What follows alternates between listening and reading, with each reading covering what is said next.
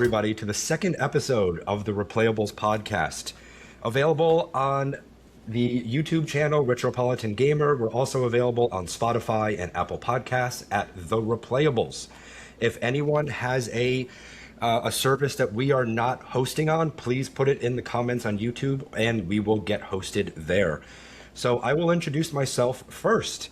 I am Alex. I am also known as Stream Man, the Mega Man enemy that streams every day for 2 hours to the same 4 people. And my other superpower is that I think I'm way funnier than I really am. And next, I'm going to introduce Tony, aka Triforce Man. His superpowers are, when you touch him, if you are good or bad, those are quickly represented. And he is holding together this 3-man booth. Welcome back, Triforce Man. Thank you for having me. And we've got George, aka Ace Attorney Man. His superpowers are being able to object to all of our hot takes and to point very, very ominously, but also very intimidatingly. George, welcome to your first podcast episode. Thank you. I'll try not to slam the desk. Appreciate it, yeah, or flip the table with our hot takes. So we began our journey on this podcast. We released a Super Mario 64 episode as episode 1, and we are here doing Mega Man X as episode 2, a game I replayed late last year and then rewatched my stream to reacclimate myself with. So let's get started. I'm going to pass this first question over to George. George, did you play this game when it was originally released? Did you play it a little bit later? And is it something you've revisited often? So I got a little bit of a story to it. Yes, I played it pretty much when it came out. Don't know what age I was, but for Christmas, my mom brought me to Funko Land and said, pick a game for yourself and your 2 younger brothers. So the other 2 don't really matter. I picked for myself Mega Man X, having never played a Mega Man before. It just looked cool. Yeah. And let's say that was around Thanksgiving. I could not wait until Christmas. So I would sneak into her room when she'd go to sleep, fumble for it in her closet, drag it out, and I had the whole game. I saw credits before Christmas. Wow. Did it come saran wrap? So was your mom suspicious when she noticed the saran wrap was now missing? No, it was used. Oh, okay. There you go. Naked copy. Okay, there you go. I'm sure Funko Land allowed you to save $5 off a new game price by buying used. But that's right. Awesome. Yeah, launch day for you. Tony, how about you? Were you an early player of this, or was it something that resided on your backlog? No, this has been a very kind of backlog kind of game for me. My friends had Super Nintendo. I did not. I ended up flipping to Genesis that gen. And I didn't actually get a Super Nintendo till probably a couple years after I got an N64. It was that late for me. And I didn't even play this one first. That wasn't the first game in the X series that I ended up playing. I ended up playing X2 before I played this game. Did you, and I can ask, I'll start with mine. So I did get this game for Christmas the year it came out, and I did play it a lot. I was not good enough to beat this game, but I had played so much Mega Man 2 and Mega Man 3. Those were my nonstop games for the NES. And I was able to beat Mega Man 2 maybe one time, and I think I might have beaten Mega Man 3 when I was younger, but Mega Man X kicked my butt. And I don't know why, but it was something I was never able to really get good at, and I never touched it again until I played it last year. And I went in blind, and I bought the Steam pack, which has like the Mega Man X's all together, which I will get into later because it still has slowdown, which is weird. And I was finally able to beat Mega Man X. So popping over to George real quick, you mentioned this was the first Mega Man game you played. Did you continue to dabble with the X's and then eventually go back to the NES ones? Or did this pique your interest and you went back and kind of hit the Famicom ones? So, we didn't have a lot of money to buy a bunch of games. So I think X2 and X3 are really hard to find. So it just was never an opportunity to really buy that from Funko Land. So I actually didn't play X2 and X3 until I bought the Legacy Collection or whatever it's called a couple of years ago. I did, however, go back. I think for the GameCube, I got the Mega Man Legacy Collection, and then I started to chunk through all the originals, which it was very weird going from the fast-paced, you got to dash right off, basically off the bat in Mega Man X, into the just jump and shoot man. Yeah. I don't think that's the intended order of operations. Yeah, and I think, and we can get to this later, but I think, there's probably a difference with Mega Man X. You're used to some like power ups and stuff, and the earlier Mega Mans are pretty bare, but they could be a little punishing. Tony, how about you? Was this did you start your Mega Man journey with the Famicom games? Were you an X guy first? How did your evolution into Mega Man work? No, I was a Mega Man diehardist through and through. Like you said, the original one, two, three, all the way up to like six. I played.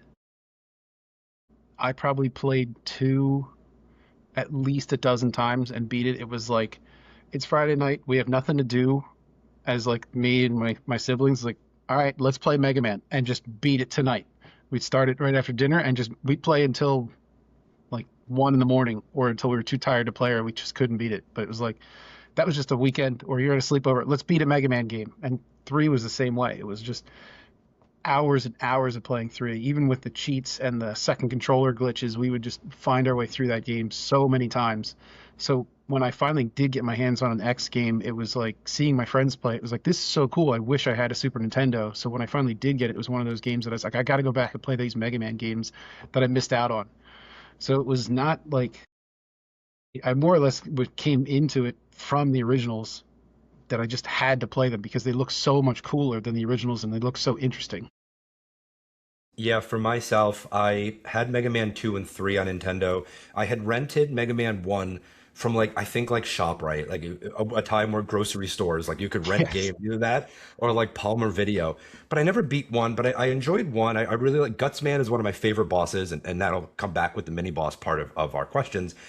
But I went on a Mega Man kick late last year. So before I went on stream and played Mega Man X, I bought the collection on PS5 and I played through all six Mega Mans back to back.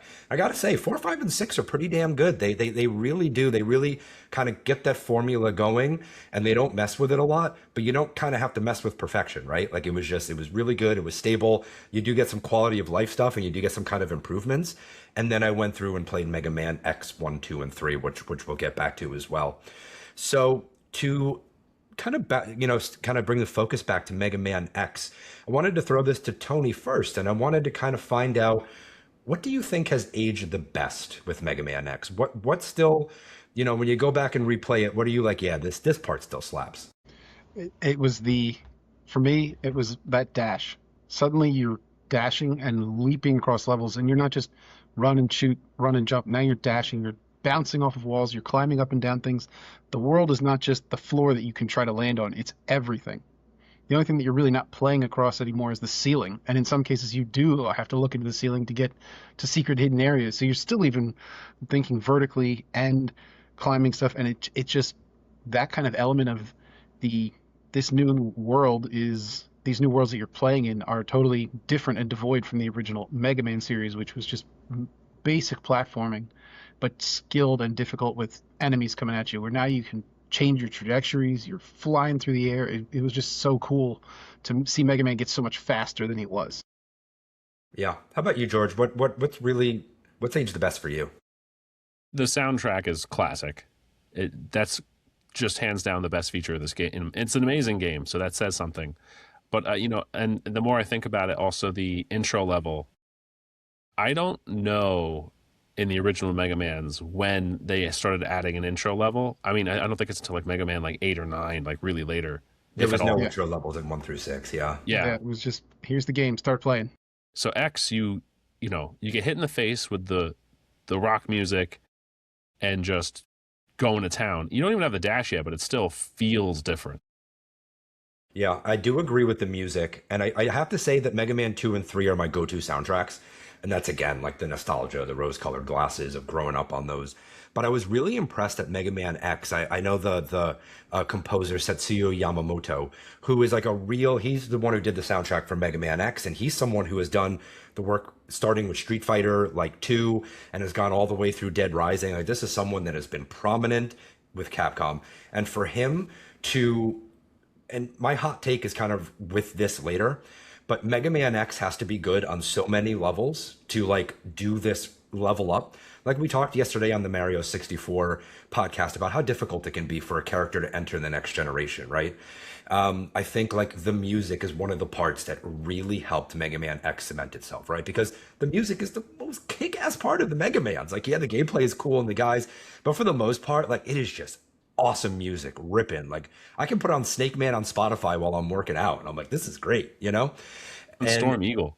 yeah, exactly. And then I also agree with Tony where this was the first time that 2D platforming felt this powerful, right? So I didn't bring this up in the Mario 64 podcast, but I grew up on games like Strider for the NES and Super Metroid, where wall jumping was the hardest thing in the world. It was like, especially in Super Metroid, like getting up to that area where like it doesn't work well. Mario 64 does a pretty good job of wall jumping, although if you're trying to get the blue coins in Rainbow Road, you might have something else to say about that. But Mega Man X is the best wall jumping. It makes it feel so easy and you feel like the controller is like an extension of your hand. So I also agree with Tony that that's what's aged the best. I will start with what has aged the worst for me, and it's that the blind runs felt particularly punishing for me. I didn't look up the only thing I remembered was that when I was a kid, I used to always start with Chili Willy or Cool Carl, whatever the penguin's name is. So I started with him when I did the stream, but I didn't look up a boss order. I didn't look up what powers were the best versus what bosses. So I definitely felt like I kind of hit a wall sometimes and had to figure it out. But that kind of made it fun for me because I felt like I was playing the game as it was intended. That's really all that's aged the worst for me, and a couple of like later levels. But what about you, George? What are some things that you feel has aged the worst that make replaying it just a little harder, now? You know, if you were to come at this new, given what we know now about game design and also even later X games, the fact that you can't just find a way to look up your items in the game, that's not great. I mean, in X3, I think it is, you get a helmet that scans for areas. Um, in X2, I think maybe even the map might show you where stuff is eventually. Yes. But yeah, X1, I mean, unless you're ripping open a guide, that's it. And I mean, that doesn't affect my replayability. I remember where everything is in this game. Yeah. But yeah, I think that is a design choice that got outdated. Yeah, and just to pop off that before we rotate over to Tony, I definitely remember once I moved to X2 and X3, I was like, oh, this is the biggest quality of life improvement in the X series, like being able to scan for things and find upgrades and do that stuff. Tony, anything else you kind of think about when you think about what maybe hasn't aged the best?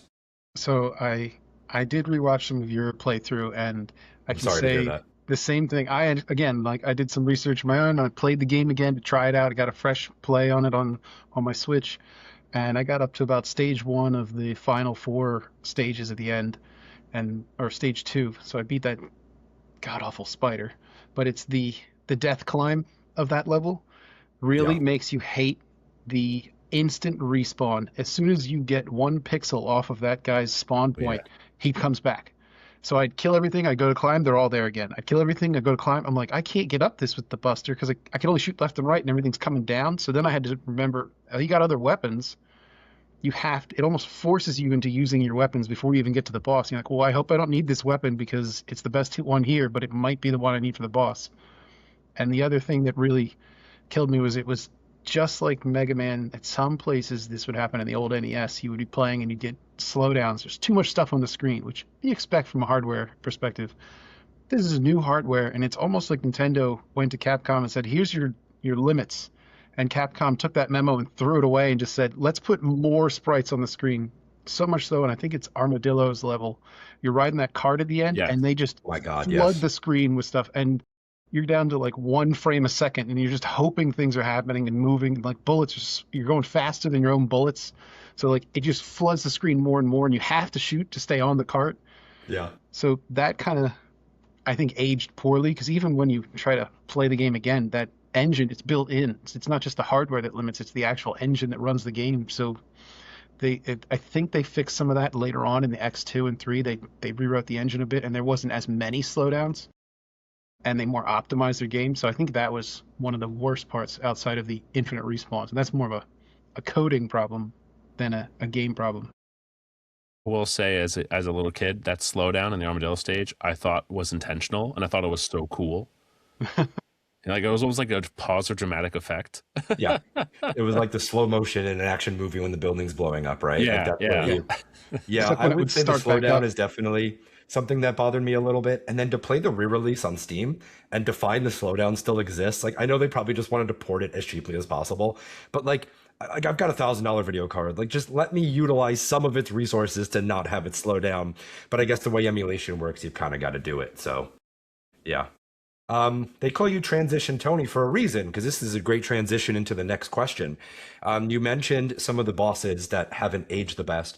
What is your number one draft pick for either worst boss in the game or the boss that made you snap your poor little Super Nintendo controller in half? So the Bio Spider was my controller snapping boss fight. Hmm. He's not even one of the robot masters. He's just one of the stage annoyances that it's like you can't hurt him unless he's touching the ground. He only touches the ground for half a second to a second sometimes, and he gets faster and faster, so he touches it for less and less. He keeps throwing stuff at you. He has very somewhat sporadic movement, so you're watching him go down these like new trails every time, and you're just praying that he doesn't decide to ramp his way over to you and slam down on your head as you're hiding and dashing and trying to avoid him. So he's always coming at you, and you're trying to get away. And if you get hit, you don't get to shoot him.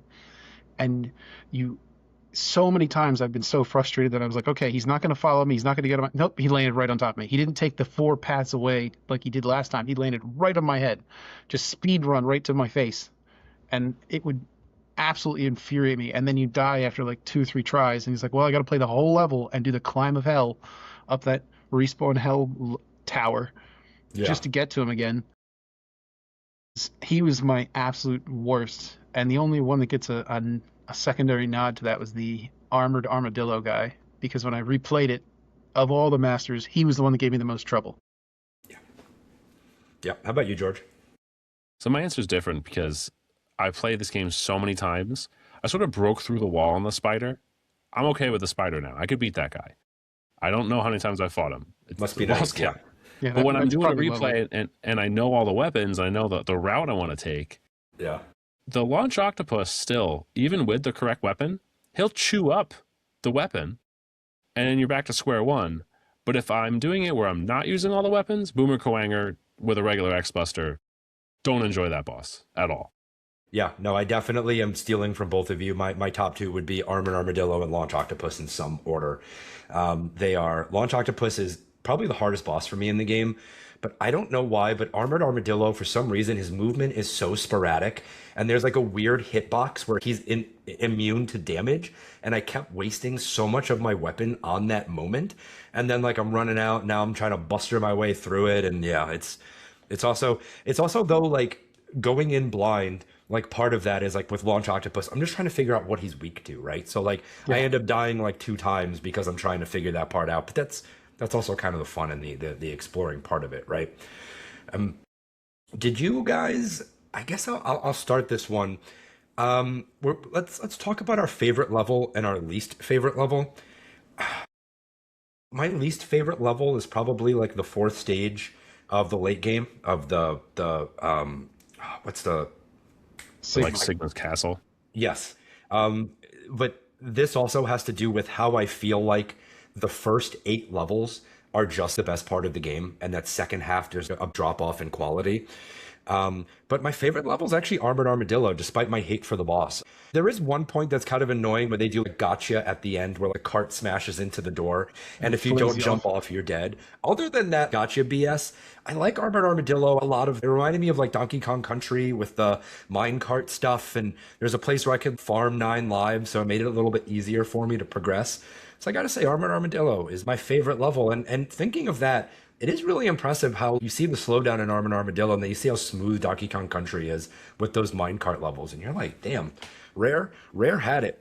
George, anything, any feedback on maybe favorite level, least favorite level? You know, I gotta also go with Armored Armadillo. It had the almost automatic one-up drop, which I would farm continuously. Yeah, it's super bad.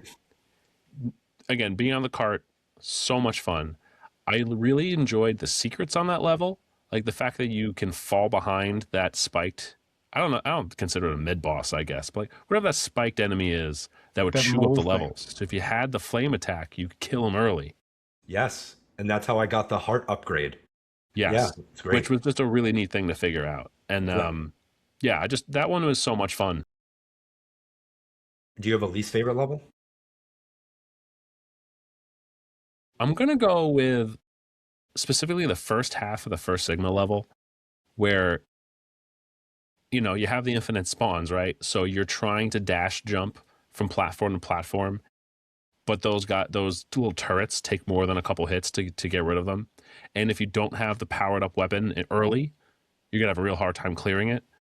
Not like, later in the level you could put up the shield from Armor and Armadillo and you could just bulldoze through, but that doesn't work in the beginning. And you Yeah. just fall to your death. Yeah. Man of Meganess, what you got?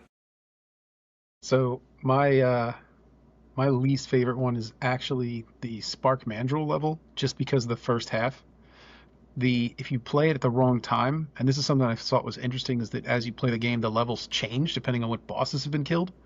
So Spark Mandrill was my least favorite because I played it before I had done the right actions to destroy the level. So every second there's sparks running across the floor, and you got to constantly jump them while fighting guys. And if you climb the ladder, the animation time it takes to get past the spark and climb the ladder, the next one hits you in the legs. So no matter what, you're taking hits every time you try to get through that first portion. And it drove me insane that I was trying to fight and jump and avoid the obstacles. I almost always came out of it with like half health. I was like, great, I just started the level. I haven't even gotten to the first checkpoint, and I'm already at half health, and now I got to do a bunch of platforming in a dark room with bees trying to hit me before I fall into a hole. I was like, this level is just trying to punish you for not memorizing what to do. Yeah. And that one just drove me up a wall in the beginning of playing it. But my favorite level is probably the launch octopus, because I always find the levels with the water where you get real super floaty and jumpy real fun, because again it's that dash and jump, like you just launch Yeah. yourself everywhere. A couple of times I did it, just launched myself right into a spike or a pit, and I was like, all right, maybe I got to be a little more careful. I'm having a little too much fun out here Yeah, it's a flinging little myself like through the mud. Bubble Man in Mega Man 2 when you first get that kind Yeah, of high jump and you're hitting all the spikes, right? yeah, you're like, oh, I could easily jump over this, boom, and you launch yourself into the sky, and oh, there's spikes up there for a reason. Yeah. You know what's funny is no one, the internet, whatever, Reddit forums, I looked up and did research. Storm Eagle is like the level that everybody glazes in this game. So I'm a little surprised that like no, that was no, it was definitely a fun level, but like that's the one that like gets glazed nonstop online, and Well, it's it has the definitely best fun. music. I think that's the That's reason. probably That's why. true. Yeah, that song slaps. Well, then going into, I'll get us started for most interesting mini boss in the Sting Chameleon level. I think that's what he's called. There's that boss that's a little bit of an homage to Gutsman from Mega Man 1. And it's a pretty decent fight. But the best thing is that you get the best upgrade from him, right? From that, you Yes. get the extra armor. And that made me feel like I suddenly was able to compete in this game. Had I known, had I done, and I know that George wants to talk about, and probably Tony as well, their ideal like boss rank or boss order. But had I known that that upgrade was there, that would have been like one of the first levels I would have started. But that was my favorite mini boss. How about you, George? You know, I don't really like any of them, honestly, because they just feel like they slow me down. I just want to keep tearing through the level, right? Yeah, But if I had to pick one as most interesting, I think that in Launch Octopus, I don't know the name of the enemy, but that serpent you can ride around. When you have to fight him one time near the end of the level, and that's annoying as he's going under the ground and coming back up, and you have to wait. When you are getting the heart piece, you can literally ride him around and keep shooting his head, and that's fun. yeah. How about you, Tony? So I thought the Thunder Slimer in the what level is that with the it's in the boss, I think it's in Spark Mandrill, is the one It is level Spark I hated. Mandrill. Yeah. I thought the Thunder Slimer was like a cool boss with like he's throwing out stuff that's freezing you to the ground, so you're playing like dodge the attack, but at the same time he's a big guy and like a big ball, and you're just trying to nail him, and you find out that like different weapons do different things to him. Like if you can shock him out of the water, you can freeze his water. Like it's cool to see the different items you have. So every time I replayed that level, I was finding a different way to interact with him and make him weaker or freeze him out or kill him faster. And it was just I thought it was an interesting mini boss design. Yeah. How about weapons, Tony? Any weapons that you got like your top draft pick from your choices? So whenever I got really frustrated and angry, I would go right to the homing torpedo and be like, "That's it. I'm flooding the room with missiles, and nothing's going to bother me because it does a lot of damage and it homes in, and I don't have to aim. I just have to jump and avoid the ground." And that's kind of how I climbed that tower of death in that stage one. It was just more missiles. Just keep firing missiles out, and I'll get up there eventually. Yeah. George, anything that you particularly enjoyed rocking? For the same reason, the Armadillo shield, when you Okay. get the upgrade version, because I'd Yep. go in that tower, and two out of the 2 out of 3 or 3 out of the 4 enemies just die to it, and I'm just bouncing my way up the tower trying to avoid the guys with the shield and spike Oh, chain. I Yeah. hate those guys. And then you would to use that same shield and just get yourself up to full tanks in right before the fight with Sigma by just farming the worms right there. So it's the most useful weapon by far. Yeah, I'm going super vanilla, guys. I'm going charge shot on the Buster, and part of that is that I went straight from 1 through 6, right? Where like some trash, or that's an MMO term, some like normal enemies were kind of annoying, and having the charge shot directly in the intro level and being able to get acquainted with it and feeling more powerful out of the gate. Because normally when you're walking into like your first level of Mega Man, you're so underpowered, you have no extra weapons, you don't have an energy tank. And this time I felt like a little bit better equipped. I know it may have not been represented through my performance on stream, but I felt a little bit better equipped. So, I mean, you talk about a vanilla answer. I'm going charge shot on the Buster. I respect it. Coming out of the original NES, I was like, yes, this is you're giving me this out the gate. Like thank you, Capcom. Much obliged. You know. I think even with that, the upgrade to that makes it like absolutely phenomenal. When it's like, here's your upgrade, and you're like, okay, so it's just gonna be a little bit bigger, like in other Mega Man games. He's like, oh, it just got a little big. It's like, holy crap, it's massive, and it's got that back wave that can hit people behind you. So I would say that it is the one that I tried to use the most, but the homing missiles was just my go-to get out of jail free card. Yeah, Alex, on your stream, did you get that upgrade early for the upgraded Buster? yeah, that was one of the things I got. I got it probably like before the third or fourth level, so Okay, it got that's me a pretty tough one to grab. powerful. Yeah, again, I would have prioritized the armor over that, but yeah, it was nice to get that pretty early. And then it was also nice that I got a few upgrades to my health pretty early. And that kind of transitions us into like the quality of life stuff and the quality of life improvements from the Famicom Mega Mans to the SNES. And I do think the the permanent life upgrades and things like that make it really cool. It almost makes it feel more like a Castlevania or something, where it makes the game more exploratory and less run and gun. And like it rewards you for putting in the extra work, for figuring out how to light that robot on fire at Armored Armadillo to get that health upgrade. You're like, yes, I'm working hard and I'm getting rewarded. So that was really nice. And then I just like the weapon resources. I like the way they refill. I like that it's a little bit easier to go back and refill a lot of my weapons or health, refill my energy tanks, because there was more farmable areas, because the levels are just laid out so much better, right? The levels are just laid out where there's certain places where you can kind of reload and go get extra lives or go get things like that. So those are my two big quality of life improvements. George, anything of note on your end? Part of this is the fact that it was a Super Nintendo, but being able to change my weapons with the L and R button. I mean, even Link to the Past didn't have that, right? Oh no, that game had some slow. Freaking don't get me started on the secondary item mechanics on A Link to the Past. Right? No, that was huge. Yeah, and as far as quality of life, I think you mentioned all the upgrades, which was completely brand new, and I also thought it was neat. Like there was more like layouts and bios on the bosses that became a staple of the X series that never really happened in the OG games. Yeah. Tony, any quals for you? Any quality of life upgrades? So the big one for me that was crazy is because I've played the original Mega Man's first before playing this, was when you maxed out your health, you could start gaining health into your sub tanks, and that you didn't have to go hunting for E tanks like you used to, because the only way to beat bosses in like the final boss in the original Sorry, did Mega you Man, say E-Tank? yeah, the E tank. Yeah, this is where you're Yeah, supposed to. like Where you're like supposed an to. E tank. Man, I can't set you up any better. Go ahead. You need those E-tanks. I remember playing the original Mega Man, was like, okay, let's go into these rooms and just look, well, here's where we're gonna set up, and this is gonna be our farming spot till we have 9 E-tanks and nine Mega Man lives, so we can then go and fight the final boss stage. Because there was no going back and replaying other levels. It was you were in the boss stage and you play it till you beat the game or you lose, and then you get to restart with a save point or a password. So that was kind of cool that you could refill your tanks as you're playing. So if you had to use it in a fight, you could then refill it later or in a little farming spot. And the other quality of life that I thought was cool, and I noticed you might not have done it on your podcast or your taping, was that you can pick up weapon ammo without swapping your weapon. It will just fill the lowest weapon in your arsenal automatically. So I Didn't kept know watching that. you change it, going, "Don't do that. You don't have to do it." I'm like I was screaming at the so Mega screen. Man like NES pilled. That's Yep. what it was. And you'd say something like, "Oh, I got to refill this." I remember farming stuff in regular Mega Man 2. I'm like, "You don't have to do that. Just jump on the stuff.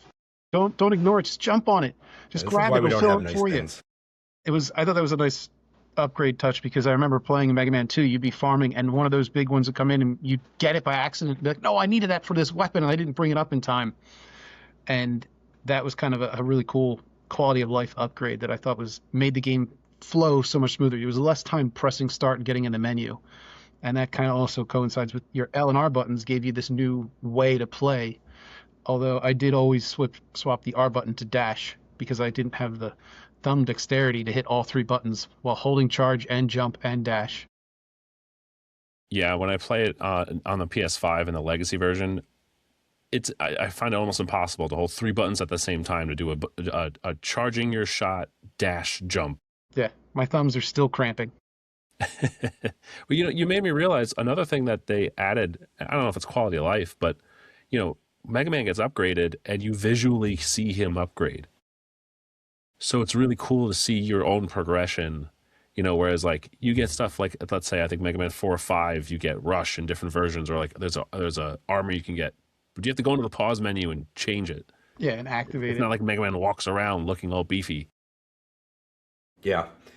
I think that leads us, and I'm going to change this question a little bit, but I want to talk about like the technological advancements, but also like other advancements, if there's anything outside of the quality of life that either of you would like to talk about. I think the two things that I'll start with is, again, just the 2D agility, just the ability to feel like I can move Mega Man, jump Mega Man wherever I need to. I think that is still, you still don't find that in some like games that revisit 2D, right? Like the Marios do it well and they get controls correctly. But like Mega Man X feels like the same way we talked about Mario 64 being like the blueprint for 3D gaming. Like Mega Man X feels like the blueprint for like a run and gun fast action 2D game. Yes. And I feel like the other advancement the game made, and this is one of the biggest chances it took, was like they basically have a second Mega Man, right? Like they have in the story, they create like the new Mega Man, it's what is it, 100 years later. And to do that, right? No other company mascot, they never kind of made a second Sonic, they never made a Right. second Mario. Link has his Well, different variations, but that's kind of crazy to kind of say like this is not the guy you played 6 games with, this is the new guy, but a spiritual successor, right? Yeah, they tie him together with Dr. Light, because like everyone knows Dr. Light from the first 6 Mega Mans. Well, actually at the time I think there was only 5, because Mega Man 6 came out after this. You're right. So the first 5 or 4 Mega Right. Mans, you're like Dr. Light versus Dr. Wily. These are the two fighters, and it says like they kind of intro it in the beginning. Like Dr. Light created this Mega Man, but he's evil. He could be evil. He might not be.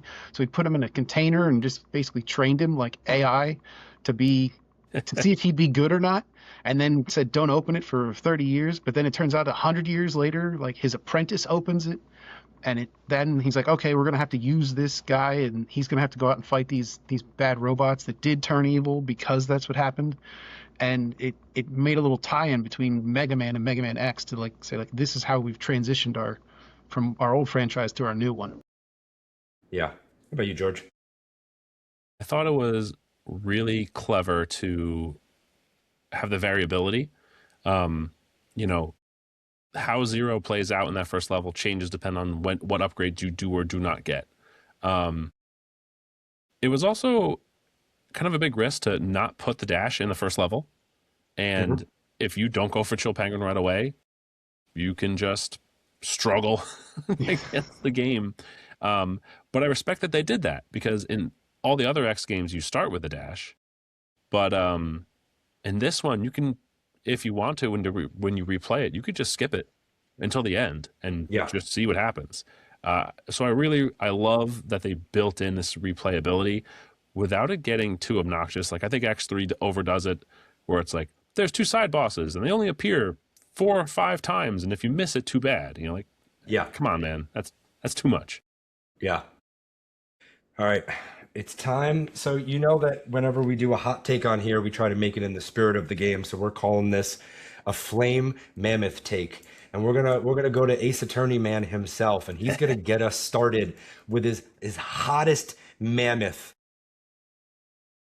The Hadouken is stupidly done, and I wish it wasn't in the game. Wow. This It man is- hates Capcom. It is really cool how you get it. I like that it's this thing where like you have to jump off the level 3 times. Like that's you'll never figure that out, and I feel like a secret like that should be that hard to get. But for all that work I got to do to find it, it is not powerful enough. I need that thing to be destroying, the 8 robot masters in one hit. Like I want it to be stupid good. And instead it's slow. He makes a cool sound. Yeah. But like that's it. Like a Yeah. guy with a shield just blocks it. Yeah, the game is Come not on. called Mega Ryu. The game is not called Mega Ken. It's called Mega Man. Get your, Yeah. not my Hadoukens. Yeah, I don't think the Shoryuken is that what's in X2? I don't think that one is good either.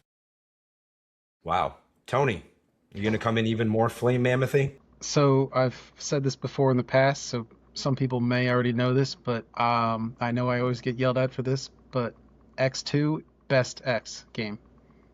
Better than this game, better music, better levels, better bosses, better Mega Man, better everything. X2 is just better. And You I are so always get correct. flamed on this. You are so many- correct. too much my nostalgia. order is 2-1-3. Yeah, I'd say 3 tried to top everything, but got too crazy, and it was so much going on all at once and so difficult. But 2 nailed it. They just took everything to the next level, and I think they even did better at their engine, so it runs a little smoother. But the one thing I do remember on X2 was the bike, and I was like, this is so cool. When I played X1 again for the first time, I was like, there's the bike. The closest I got is this cart that slows down the level. I was like, where's my bike that I get to drive around? They just had an all-around better game, and they just stepped it up in every single aspect. So that's why my hot take is that X2, best of the series. I'll give you that Drive Ostrich is a better song. That song rips. Also, could we shout out to the ostriches in Mega Man X1 that have like the Albert Einstein hair? That shit is amazing. The enemy design, some of the ones are a little silly, but when Mega Man X1 gets the character design right, it is really freaking good. They really have got some funky looking animals that that look really good. My flame mammoth take is that if Mega Man X is not as good as it is, if it's not this amalgamation of great gameplay, music, and everything else, I don't think Mega Man lives on as a viable character. I think Capcom just repeated the same formula for 6 games. I think that they were either like scared or didn't know how to transition him. And I think that if this transition is not as good as it is, I think it's very reminiscent of Sonic Adventure. And I think it kind of goes down a hill. And I think this thing has to really kick ass. And I think if Mega Man X is not as commercially successful and critically successful, I think Capcom punts on him. I would almost say you're right.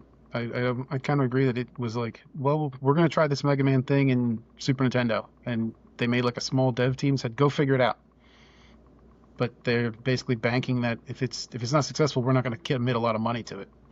And we're just going to go back to making regular Mega Mans. I think the biggest proof you're right is Mega Man Legends, when they tried to expand into 3D. I mean, it did get a sequel, but those games just don't hit. And we have not seen 3D Mega Man games since then. Yeah, that was a particularly brutal game. I remember having that game. That was PS1, right? I remember borrowing that game from someone and playing it. And I was kind of excited because I was like, damn, Mario 64 really worked. Let me go see my other favorite, Crash Bandicoot Warped had started integrating a little more 3D. And I'm like, okay, we're getting into this. Our mascots are finding it. And then I was like, oh no, Mega Man has not found it. Mega Man is very lost in the dark. Yeah, no, there are bad Easter eggs in there too. It's no. I think I Yeah. played it a little bit. It was very hard to control, very difficult to play. I just remember going, "Where's his helmet?" the whole time. I'm like, "It doesn't even look like the right Mega Man. He's got hair all of a sudden." That's for after you beat the fight. You take your helmet off. Yeah. I also really like the way Mega Man's look evolved. I know we talked about this on the Mario 64 podcast where it cements Mega Man's look. I still think Mega Man is more based on the NES as what you see, but I really thought the date. Oh, is this time, George? Is this? There Yep, we go. This that's is Look at that. actually that's Mega Look my at Man. that. Mega Man. Look at This is that Mega cute Man little. 10 Mega Man, but Wow. still. But yeah, I think they really did a good job of making him look cool, right? You can really kind of overdo it on a mascot. Mega Man looks really good. He doesn't look like a tryhard. Does that make sense? Yes. Yeah, until you get like the, super mega armor in X3 and he looks like a Dragon Ball Z character. Yeah, X3 took it a little far, but just seeing him in Mega Man X and the box art from Mega Man X was really damn good. It Yeah. had really, really attractive box art. I think And it it's was so cool. funny because it's something that comes up on this podcast, right? Now you just have digital games, or it doesn't matter if Grand Theft Auto 6 just has a dead dog on the cover. You're gonna buy it.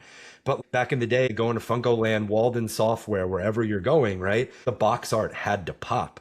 Now, George, you mentioned going to Funko Land. Was it the box art that got it, or was it a combination of that and you'd also kind of heard the Mega Man name and kind of knew it was good gaming? I think it was just the cartridge art. I had a Crazy, friend isn't who it? liked Mega Man, so maybe that influenced it, but I just heard the game was cool and it looked cool. Yeah. And Tony, you probably agree with this, right? That work of art that went into the box art and even like the instruction manuals, right? I would read those like page to page as soon as I got a new game. It was like if I wasn't the first person playing it, I'm reading the instruction manual cover to cover. I'm reading it. I'm taking it with me like to my room, and my parents like go to bed. I'm taking it up and reading it at night. Like anything to be close to the game and looking at the game again was I had to have it close to me, which is something I miss in some of the newer games. But I would say, yeah, the box art draws you in, and something that we didn't say here, but about the box art is you look at it and go, this is a Mega Man game. Well, who's that guy in that crazy white armor? Mega Man's blue, but that kind of looks like him. So like, is that who you're going to play as? And then you start, you don't look like him, but as you get to progress and like level up, almost it's fun to see like, oh, so that's who I get to be at the end of the game is this Mega Man X. And I start out as like a Mega Man. It's like a transition, but to see him on the cover and then become him made the game even more iconic. Yeah, I think before we hop into the final questions, I did have a follow-up with you guys, and this kind of leads into something George wanted to talk about, which was boss order. How did you guys acquire information? Well, I can mostly ask George because he's the one who played it in real time. I don't remember acquiring any information about this game. The internet was still really early. When you first played it, did you know anything about boss order? Did you know anything? And if you did, so you like pre-internet, pre-CCC or cheatcc.com, whatever? I just brute force, tried every level, what worked, what didn't work, until I eventually memorized the weaknesses and then came up with my own order. But when I was, when I was a kid, I had time. I was staying up late while my mom was asleep, sneaking playing the game. Like, yeah, I could play as much as I wanted. So I just figured it out, which I wish I had time to do now. That's the kid Yeah. way.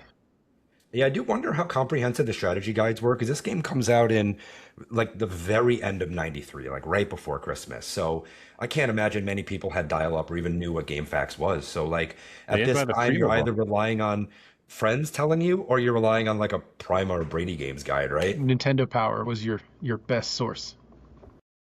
That's right. Yeah. I do remember Nintendo Power talking about this a little bit, but yeah, it's like George, you said, you just kind of, and this is going to come up a lot as we do future episodes of the Replayables, but these games were coming out at a time where like none of us grew up wealthy. None of us had a lot of access to games. So what you did have, you just played the shit out of, right? Yeah. Yeah. It didn't Yeah, even like, have a so novel much. where you could learn how to, like Mega Man 2, they made a novel version, which I like got from the library Yeah. and read. And I was like, oh, that's how you beat Metal Man. I didn't have the game, but like I read about it. They didn't Yeah. have that for Mega Man X. Yeah.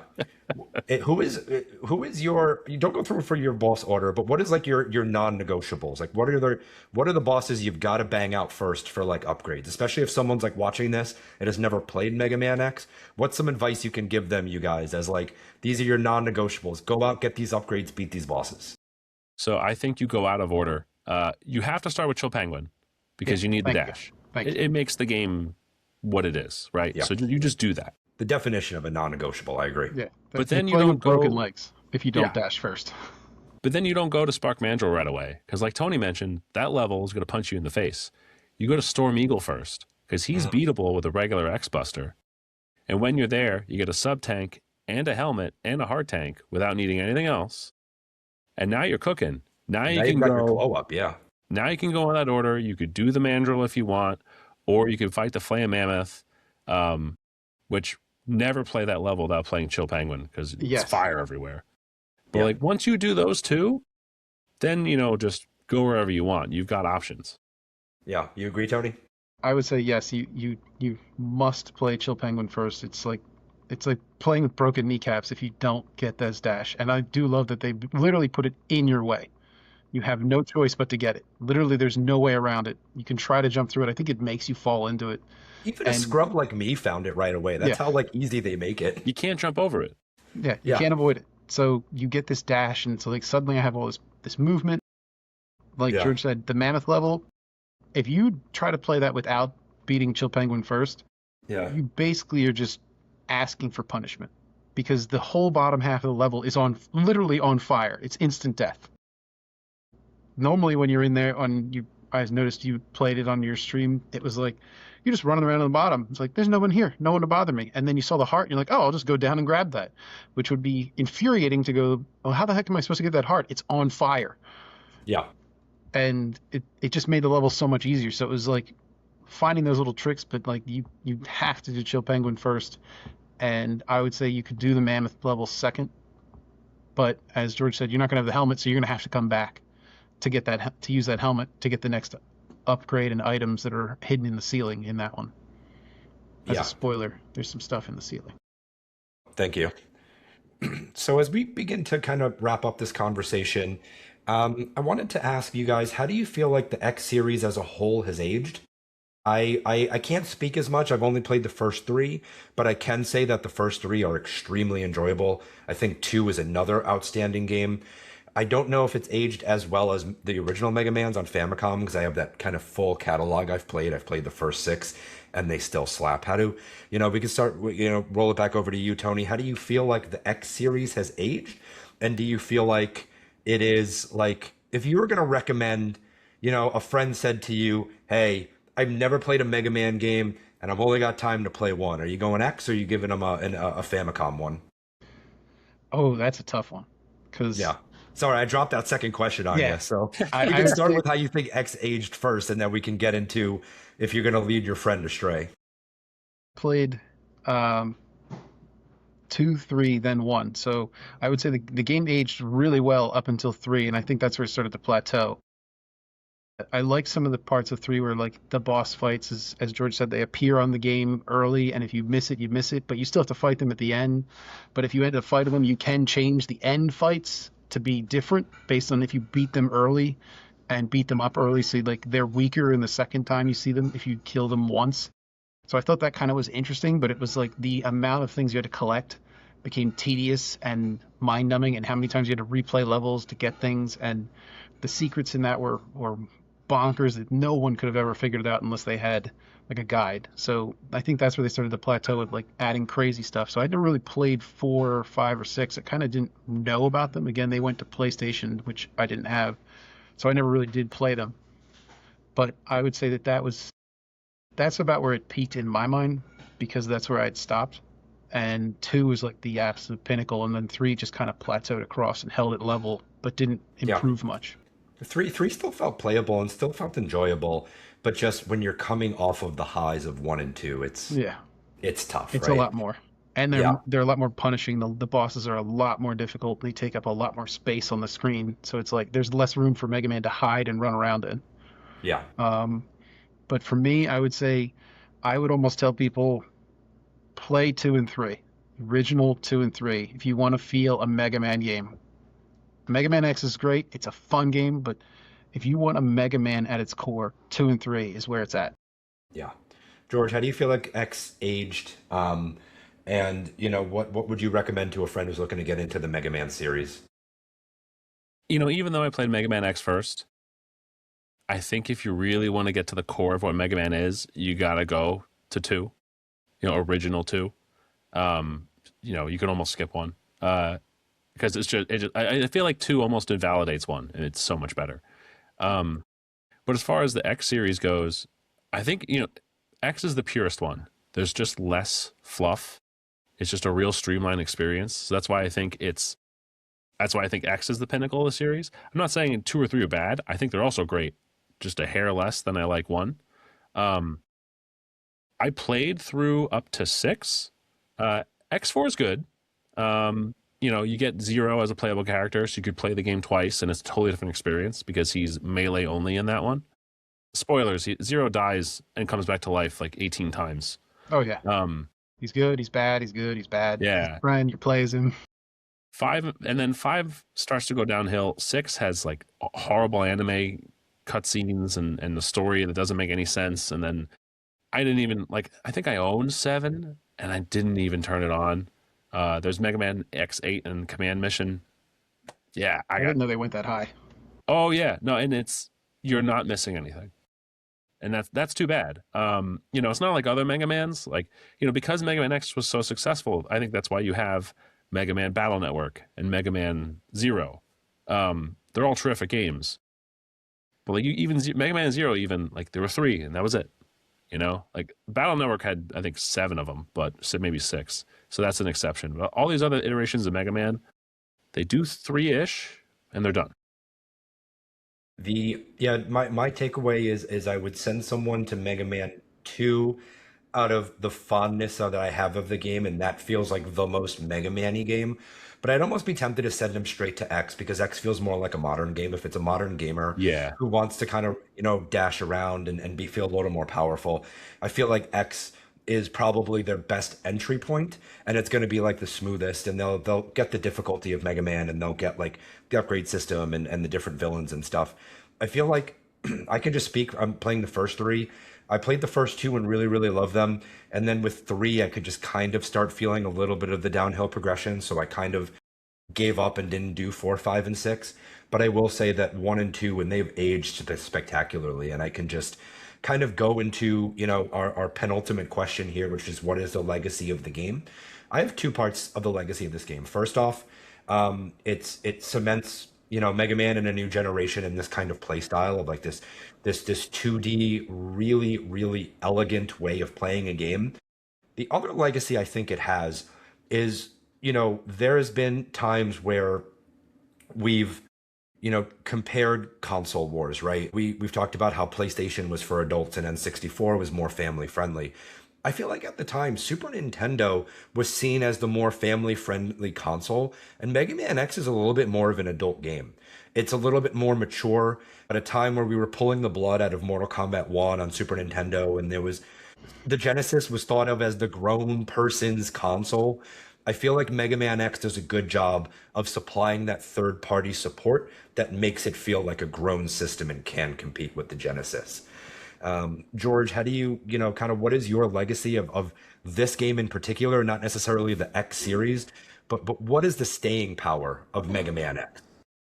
Well, I think you're exactly right that Mega Man X is the adult version of Mega Man. And there's always going to be a place for original Mega Man. I mean, Mega Man 12 was announced recently. Yeah. They're not calling it that. But, we're going to keep having OG Mega Man forever. And that's great.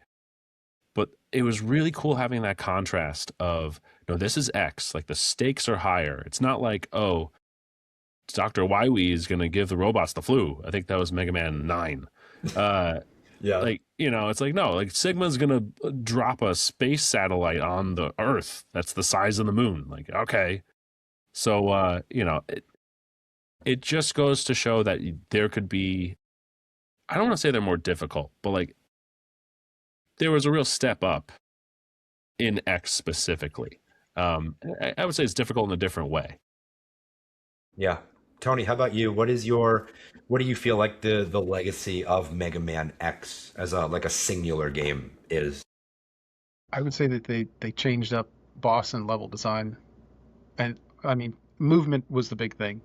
This crazy new movement, but the boss and level design I noticed was wildly different than the past Mega Mans.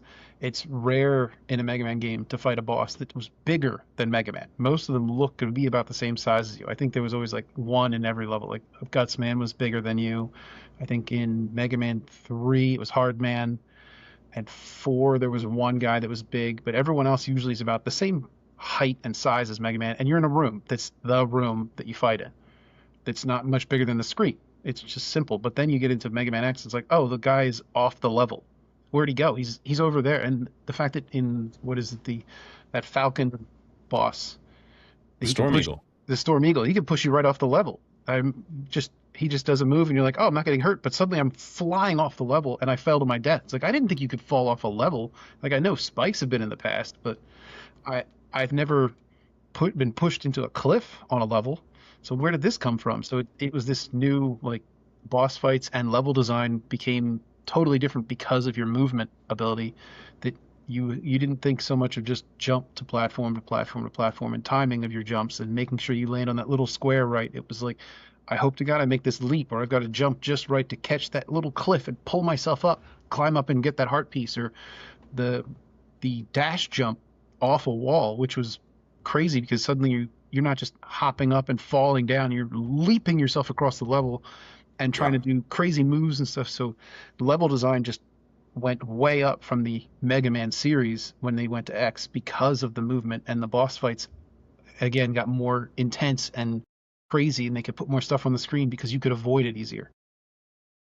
And I 100% think we agree. also need to stress again, because we mentioned it earlier, the level design in the respect that you beat a boss and other levels change. Yes. That doesn't happen in OG Mega Man. You know, that's a staple of X and the X series, which was so cool. For our final question, we're going to call it the bonus level. And for the bonus level, we're going to give everybody a chance to maybe mention something about the game that didn't actually fit into one of our questions or categories. And I also want to hear if you guys have played something kind of great lately and would have something to recommend to our viewers slash listeners. I will get us going. So this game came out when I was maybe 7 or 8, and the story tells you pretty quickly that it's like 100 years later.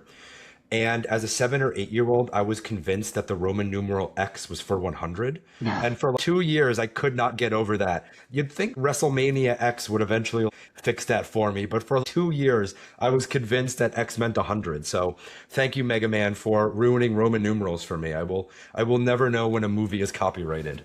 Sorry, Simpsons joke. And the last great thing that I have played, Absalom.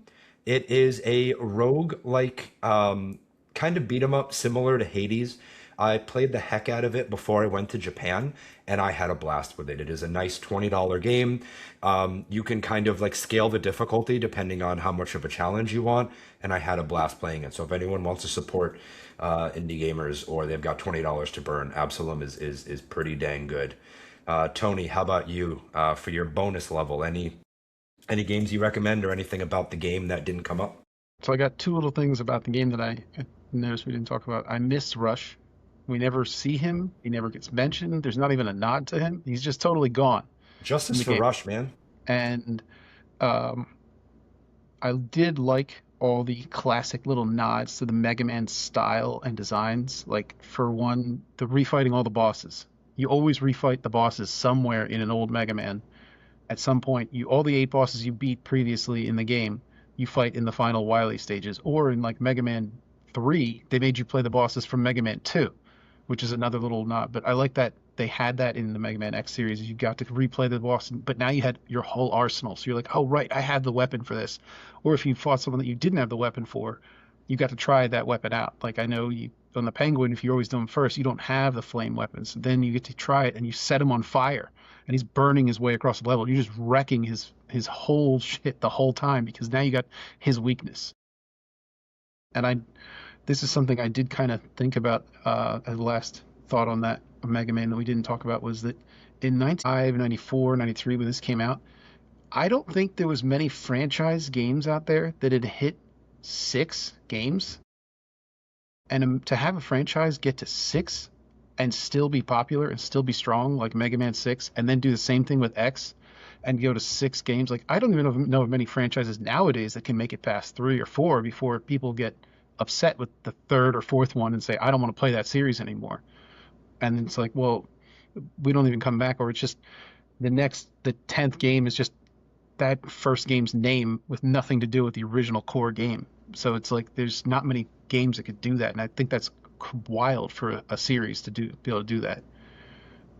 And I will recommend as a game to play that I've just finished up was Pragmata, another Capcom game, and they knocked that game out of the park. It is the sweet spot of just the right length for someone to play with just the right amount of challenge and fun, and then your replayability in it, and the controls and everything is just smooth, and it's a totally new IP, it was just a great game all around. I would highly recommend it. Awesome. George, what's your bonus level? So yeah, a couple notes on X. I love that the boss rush is not just, well, this level is eight teleportation tanks, just go fight 8 bosses, because that gets old. I love that they were interspersed in the levels to sort of break it up, and that just felt like a fresh take on that particular design. Also, I was convinced that you could defeat Vile in the beginning, and I tried really, really hard to do that. You can't do it, but man, I wanted it to be true. And then, I didn't maybe I beat this like a month ago, but nothing I played this year has compared to Expedition 33. Like, Clair Obscure Expedition 33 has been the best thing I've played in a long time. And I don't know. If you have the patience for a game that's going to take you 40, 50 hours, you have to play it. You just have to. I think we're going to see, we see the term Souls-like. Yeah. We're going to see, Expedition-likes in the next year or two, where all the AAAs are going to try to copy it poorly. Clones. And we'll see who we get. I loved Claire. I love 33 so much. The DLC boss drove me a little nuts, but other than that, what a beautiful game. And let me tell you, Flying Waters, that song would be the intro song to this podcast if I wasn't scared it was going to get us flagged or like not allow us to, like we were going to run into copyright issues, because the soundtrack to that game is awesome. Oh, Great man. recommendation. And on that note, we are wrapping up here with Mega Man X. George, Tony, I appreciate you guys coming together and helping us overthrow. I can't even say Dr. Wily anymore, because now like it's a new final boss. And it's last question. What did you think about like the final boss fight and the look of him? Was it kind of weird to you? Because he felt a little out of place, and his fight frustrated me a little bit. I wanted to find out if you saw him as a worthy final boss to such an awesome game. Yes. But again, that was my first Mega Man. So I had no expectations. Yeah. It was like, oh, I don't know why I fought his dog. That was strange. But he pulls out a lightsaber. So I'm going, okay, I'm into this. And then his head transports to some giant robot that was hidden in the background. Yeah. Like 8-year-old me was all in on that. Yeah.